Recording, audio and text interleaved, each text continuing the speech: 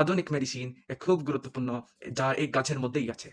সাপগন্ধা, brain chemical হঠাৎ কমে যায়, ব্লাড প্রেশার আর অ্যালার্টনেস দুটোই পড়ে যায়। ব্রেইন তখন মেডিটেশন কোচ মোডে চলে যায়, আর শরীরে তো আরাম যে পায়, তখন সেই আরামের ঠেলায় শরীর কি বলে জানেন, রিল্যাক্স করতে করতে সে তখন শাটডাউনই হয়ে যায়।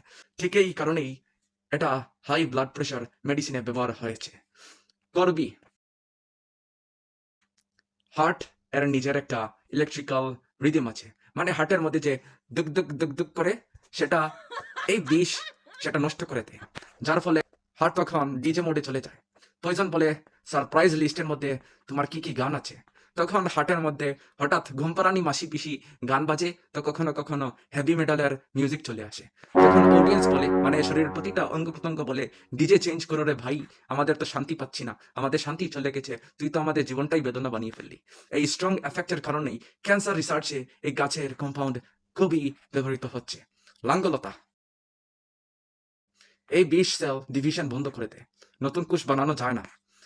কেন? সেলস তখন বলে, নতুন